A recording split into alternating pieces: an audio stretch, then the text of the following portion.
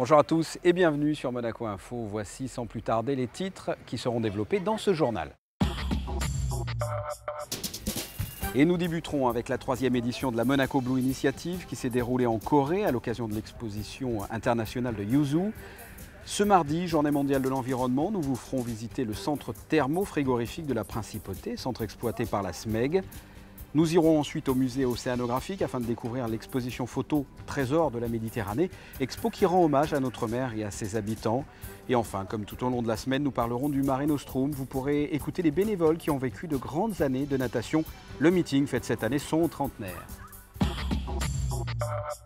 Nous partons tout de suite en Corée où se déroule actuellement l'exposition internationale de Yuzu avec un pavillon monégasque. À cette occasion s'est tenue la 3e édition de la Monaco Blue Initiative, mais la première à l'extérieur de la Principauté. La Monaco Blue Initiative agit dans le domaine de la protection des océans. Reportage sur place de Jean-Christophe Dimino et Lionel Bernardi.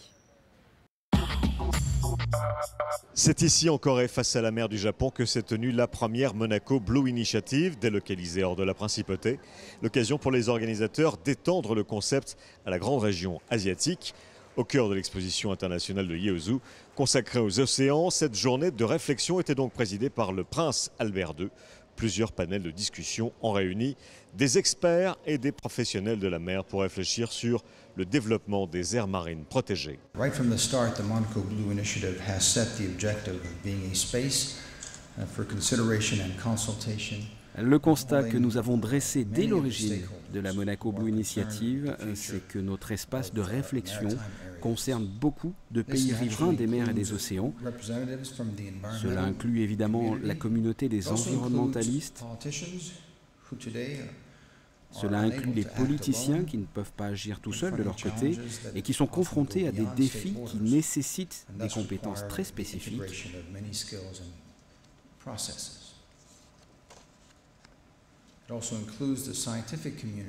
Cela inclut surtout les scientifiques dont l'expertise est essentielle dans la prise de décision dans des domaines qui restent aujourd'hui incertains. Au niveau mondial, l'objectif serait de préserver au moins 10% du littoral sur l'ensemble du globe d'ici 2020. Au rythme où les choses avancent, cela ne pourrait pas se produire avant 2047, d'où l'urgence d'agir au niveau global. Le problème, c'est que les milieux marins sont un univers extrêmement complexe à appréhender, comme le disent tous les spécialistes, un écosystème qui, par définition, n'est pas figé, difficile donc, dans ces conditions, d'élaborer des normes, des standards ou des quotas de pêche, par exemple. Dans la région Asie-Pacifique, outre la raréfaction des stocks de pêche, de nombreuses espèces sont menacées de disparition. Dans cette région du monde, l'Asie-Pacifique, nous avons une biodiversité très riche et de nombreuses espèces sont en danger. 600 espèces de coraux, une vie sauvage impressionnante, 6 espèces de tortues de mer par exemple. Mais ce que l'opinion publique ignore parfois, c'est que ce sont les poissons qui sont les premières victimes. Les poissons commercialisés comme le thon ainsi que les mérous sont en danger à cause de la surpêche. On exploite beaucoup trop de choses de la mer.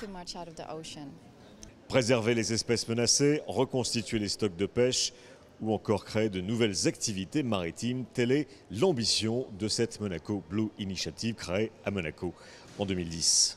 Alors bien entendu, aujourd'hui nous nous focalisons sur les aires marines protégées qui sont sans doute un des outils pour permettre une sauvegarde durable des océans. On a souvent l'impression, vu d'Europe, que les Asiatiques ne sont que d'horribles surconsommateurs de produits venus de la mer. On s'aperçoit qu'il y a d'autres modes, souvent très traditionnels d'ailleurs, de gestion durable des zones maritimes qui sont pratiquées dans un certain nombre de pays, y compris au Japon. Nous avons en Europe des modèles qui peuvent ne pas automatiquement s'appliquer dans les pays d'Asie et d'Océanie et réciproquement nous pouvons tirer quelques enseignements. Et en marge de cet événement, le prince souverain s'est entretenu un long moment avec le président des Kiribati, cet archipel du Pacifique Sud dont le peuple est directement menacé par la montée progressive des eaux, si bien que 100 000 habitants n'auront bientôt d'autre choix que de quitter leurs atolls qui risquent d'être engloutis dans quelques années. Cet événement est co-organisé par la Fondation Prince Albert II et l'Institut océanographique. On écoute justement Robert Calcagno, le directeur de l'Institut océanographique.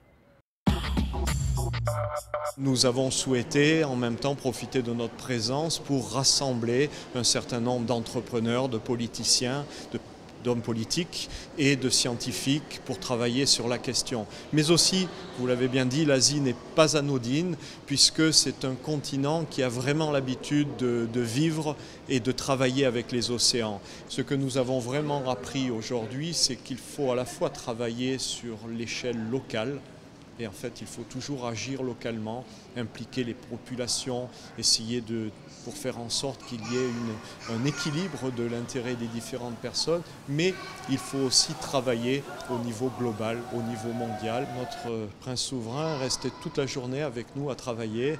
Je l'ai noté en conclusion, dans son carnet de notes, il a pris toute une série de commentaires et d'idées, et je suis sûr que dès ce soir, dès son retour à Monaco, le gouvernement, la Fondation Prince Albert II, mais aussi l'Institut océanographique vont recevoir toute une série d'instructions et de directions, puisque ce type de réunions sont là effectivement pour nourrir les hommes politiques et les amener dans les bonnes directions. Et notre souverain, qui était en première ligne, a été le premier servi avec toutes ces idées. Ce mardi, nous célébrons la Journée mondiale de l'environnement. De nombreuses manifestations sont organisées un peu partout dans le monde, tout comme à Monaco, avec par exemple la visite du centre thermofrigorifique exploité par la SMEG. Visite guidée avec Vanessa Dessy. L'économie verte, en faites-vous partie? Voici le thème cette année de la Journée mondiale de l'environnement. À cette occasion, la SMEG a ouvert les portes de la centrale thermofrigorifique aux visiteurs. Le fonctionnement est simple, cette centrale récupère l'énergie thermique issue de la combustion des déchets ménagers de l'usine d'incinération. La centrale d'énergie dans laquelle nous nous trouvons a été créée en 1983. Donc elle avait essentiellement un but, c'était valoriser la vapeur issue de l'usine d'incinération d'ordures ménagères. Donc avec cette vapeur d'usine d'incinération, en fait, on fabrique 3 énergies, ce qui s'appelle la trigénération. On fabrique simultanément de l'électricité, de la chaleur et du froid. Donc ceci permet de mieux utiliser l'énergie qui est contenue dans cette vapeur et donc d'augmenter les rendements de production d'une telle centrale. C'est une singularité monégasque, effectivement. C'est rare de trouver une si petite unité qui produit à la fois ces 3 types d'énergie. On trouve fréquemment donc, en France et en Europe des unités qui font alors, uniquement de la production d'électricité, parfois de la cogénération, c'est-à-dire de la production simultanée d'électricité et de chaleur. Par contre, qu'ils fassent les 3 énergies, c'est très rare et même à ma connaissance, je n'en connais pas. Cette visite découverte a permis aux visiteurs de prendre conscience des efforts de la principauté en matière d'environnement, mais pas seulement, car le public a pu accéder à un lieu particulier. Cette initiative est une première en principauté. C'est effectivement une première et on est ravis d'ouvrir nos portes au grand public pour cette journée de l'environnement. Comme je vous disais à l'instant, c'est, je crois, la première fois qu'un site industriel est associé à une journée telle que celle-ci. Et nous souhaitons que le grand public aujourd'hui voit un petit peu les efforts que font à la fois les collectivités et les industriels en matière de développement durable. Par ailleurs, la récente station de pompage a élu domicile sur le port de Fontvieille. Celle-ci permettra de puiser l'eau de mer à 100 mètres de profondeur, une eau à 15 degrés qui sera utilisée notamment pour alimenter tout le réseau de climatisation du futur hôpital de Monaco. Et toujours dans le cadre de la Journée mondiale de l'environnement, il faut savoir que les agents de la direction de l'aménagement urbain sont concernés au quotidien par cette thématique. Vous avez pu les suivre tout au long de ces derniers mois sur Monaco Info. Christine Latomel a rencontré le directeur du DO. C'est un sujet d'actualité, puisqu'aujourd'hui nous sommes la Journée mondiale de l'environnement. Et donc on n'a pas attendu bien évidemment cette Journée mondiale pour mettre ça en œuvre à travers nos actions. Je crois qu'on a eu l'occasion de se rencontrer notamment dans l'obtention du label Eco pour le jardin japonais. Donc ça fait partie de notre fibre, ça fait partie de nos racines. Donc on travaille tous pour préserver le patrimoine. Oui. Alors justement, quelles sont les actions que vous faites pour protéger l'environnement? La première, préserver les richesses. La principale richesse, c'est l'eau. Donc on fait des actions au quotidien pour préserver donc, cette action-là. Donc on a une gestion, on va dire, modérée donc, de nos arrosages à travers quelques actions, des relevés d'hygrométrie avec des sondes de température qui nous permettent donc, de moduler donc, la quantité d'eau que l'on met donc, dans le jardin. On essaye de récupérer aussi tous les eaux des vallons versants pour remettre ça dans nos espaces verts notamment. Puis après, quelques techniques, on essaye de réimplanter des végétaux méditerranéens qui demandent un peu moins d'eau. Voilà quelques exemples de notre geste au quotidien pour l'environnement. Puis alors, les enfants aussi de la Principauté aiment beaucoup le lâcher d'insectes. N'est-ce pas? Donc je crois que ça va, vous avez participé l'an dernier. Le prochain lâcher d'insectes va se dérouler donc vendredi. Donc ça va être aussi un bon indicateur de la qualité de notre environnement. Environnement, toujours. Le plongeur et photographe Olivier Jude expose ses plus beaux clichés au musée océanographique. Ce plongeur est membre du club d'exploration sous-marine de Monaco depuis plus de 20 ans. Son exposition Trésors de la Méditerranée rend hommage à notre mer et à ses habitants. Reportage de Christine Datomel. Trésor de la mer Méditerranée permet de mesurer toute la richesse de la biodiversité de nos fonds marins, promouvoir la beauté et protéger la faune et la flore marine, une mission que s'est fixée l'explorateur et son modèle, la plongeuse Sylvie Laurent. Un émerveillement au quotidien. Toutes les plongées que je fais, toujours aussi surpris par ce que je vois sous l'eau. J'ai plongé peut-être des dizaines, voire 50 fois sur le même site. J'ai jamais fait la même plongée, jamais vu les mêmes choses. On voit toujours des mêmes poissons, mais on ne les voit pas dans des conditions identiques. On les voit vraiment dans des situations qui sont différentes.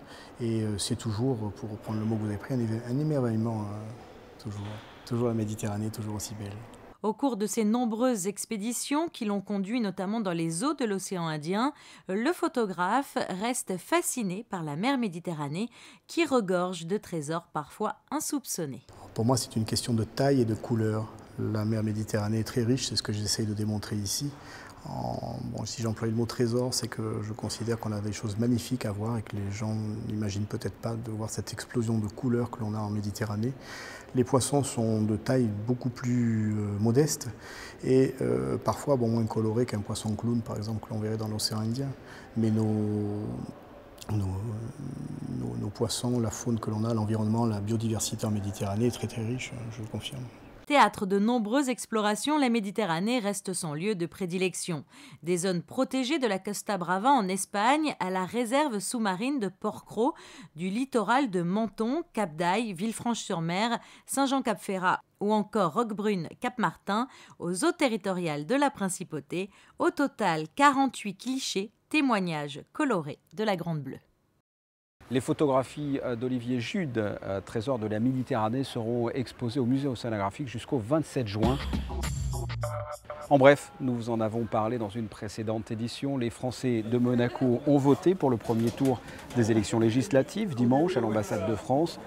Seulement 20% des résidents français ont glissé un bulletin dans l'urne et leur choix est allé majoritairement vers la candidate de l'UMP avec 58,21% des voix contre 12,79% pour son concurrent PS. Il faudra quand même un second tour. L'ensemble de la circonscription comprend Monaco, Andorre, l'Espagne et le Portugal. Et au total, Laurence Saillé, la représentante de l'UMP, obtient 5067 voix contre 4870 pour Arnaud Leroy du Parti socialiste. Moins de 200 voix les séparent. Rendez-vous donc le 17 juin pour le second tour. Suite de notre série consacrée au mythique de natation de Monaco qui fête cette année ses 30 ans. 2 jours de compétition ce week-end à suivre en direct sur votre antenne. Nous donnons tout au long de la semaine la parole aux bénévoles qui ont travaillé sur cette épreuve et qui en ont fait la réussite, comme par exemple Raymond Newty. Il nous parle de la qualité de ce meeting. C'est une compétition d'envergure, une compétition internationale comme c'est les organiser la Principauté. On a les meilleurs nageurs du monde, donc on prend plaisir d'abord à venir les admirer quelques petites minutes parce qu'on est pris par ailleurs, mais on les côtoie, on les accueille et puis on se dit que participer à des événements tels que ceux-là, c'est un honneur, c'est un plaisir et on le fait volontiers parce qu'en plus on a une équipe extraordinaire, on s'entend tous bien, on travaille. Mais en même temps, c'est dans la sympathie, on a des moments de franche camaraderie, on se revoit par ailleurs et c'est toujours un plaisir renouvelé de participer chaque année à ce meeting. Les nageurs ont également un esprit un petit peu particulier, ils sont proches des gens, ils ne sont pas inaccessibles, on leur demande de venir nous voir, ils viennent nous voir, si on leur demande un autographe, ils nous le donnent, une photo, ils sont prêts à être proches des gens qui les servent. Et c'est ça, je pense, qui fait l'aspect particulier de ce meeting. André Van Moen est une passionnée de ce meeting de natation de Monaco, meeting dont elle s'occupe depuis plus de 30 ans. Voici ce qu'elle retient de toutes ces années. Ah, le meeting, elle est jeune. Je fais la chambre d'appel. C'est ma 30e chambre d'appel, donc c'est merveilleux. Et je les ai vus grandir. Des nageurs sont devenus entraîneurs, donc je les vois encore, comme les Suisses et autres. Donc pour moi, c'est merveilleux. Je parle avec tout le monde, les Américains, tout le monde. Je côtoie le monde entier.